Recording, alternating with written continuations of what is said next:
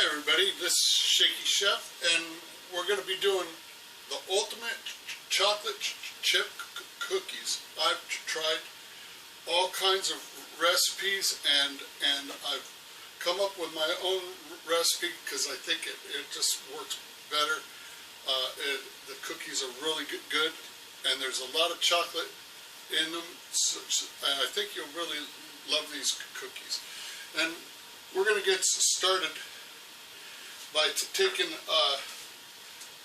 3½ cups of all-purpose flour, and we're going to put in 1 teaspoon of baking powder, 1 teaspoon of baking soda, and 1/2 teaspoon of kosher salt. And we're going to mix that in so you don't get any clumps of salt or baking soda. It's all kind of mixed in, so when it goes into the wet mix, it mixes a lot better. We're going to put that off to the side for right now, and then we're going to go ahead and start with 1 cup of butter. That's two sticks, and I've softened it up in the microwave to get it. It's not real wet, but it's got some liquid in it.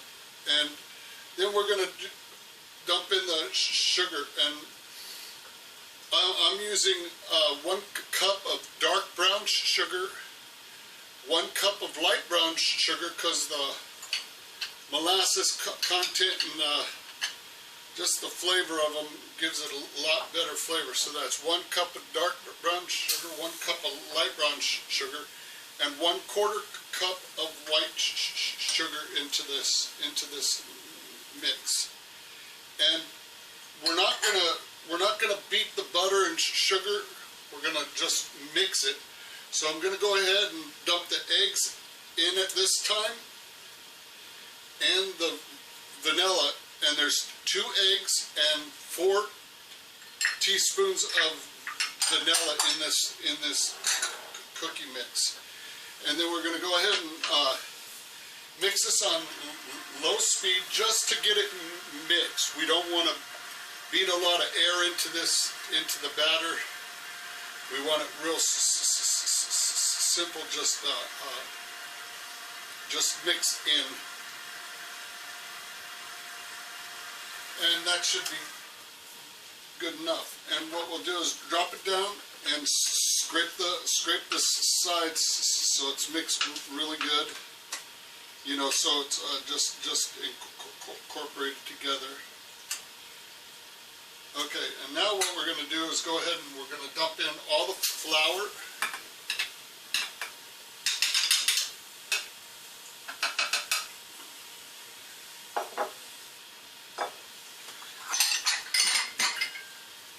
Go ahead and put it on low mix,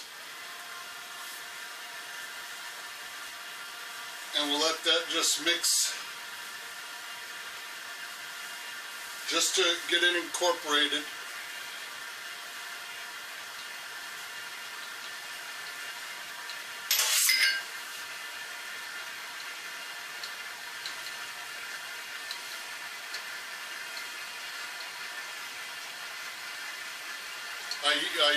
Whenever I make cookies, I always make 1 batch and then I'll make another batch right away because everything's dirtied up anyway. So instead of just cleaning up everything, you make a couple batches. You can always put this in the refrigerator or freeze it, and it will stay, and you can cook them whenever you want. So what I've got here is I've got 15 ounces of chocolate discs. They're Goutard chocolate. You can use Nestle's chocolate chips, whatever you want. Is up to you. It's you know, you're not required to use any particular kind. Whatever your favorite is, you can use. So it's 15 ounces of the chocolate discs, and I just dumped those in, and then I have 3 ounces of the mini chocolate chips. These are just Nestle's mini Toll House chocolate chips. And what it does is it gives you little pieces of chocolate and big chunks of chocolate. It's really, really good. You'll really like this. And then we'll go ahead and mix this slow a little bit. And then we'll whip it around and get it mixed a couple whips like that. We'll pull it down and make sure that it's doesn't have wet spot on the bottom of the bowl. Make sure everything's incorporated pretty good. And then we'll go ahead and raise it back up. Give it one more whip. And there it is. It's all ready to go. And now we're going to go ahead and pull out a cookie scoop, and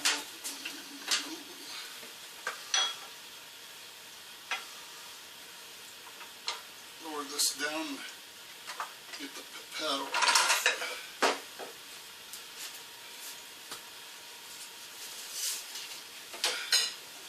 And I've already got the oven running from the last batch of cookies that I was making earlier.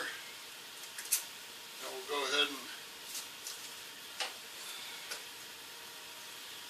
throw a dozen of these on there. And you can make them bigger.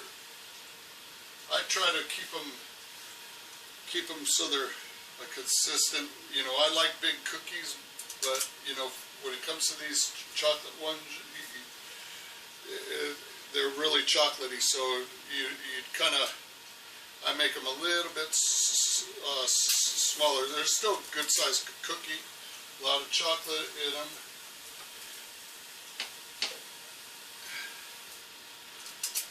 And you'll get about 3.5 dozen cookies. It's the last couple of times that I've made this recipe, I've gotten like 3.5 dozen out of it. And and they're decent sized cookies, a lot of flavor, and they're not crunchy, crispy. They're chewy cookies, not dried out kind of cookies. I always like a good chewy cookie. That's my favorite kind.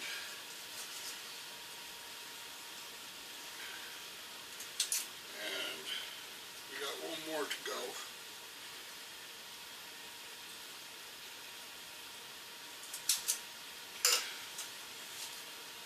Okay, now what we're going to do is we're going to go ahead and put this in the oven at 350 degrees and cook them off for 15 minutes.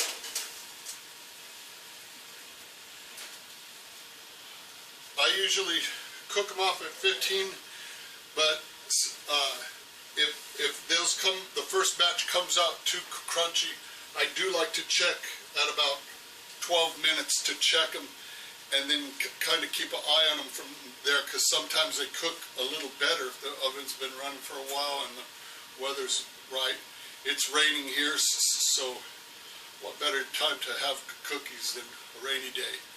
So stay tuned, I'll be right back as soon as these are baked up and show you what they look like. Stay tuned. Okay, everybody, it's been about 15 minutes. The cookie's been in the oven, and we're going to go ahead and check them out, pull them out.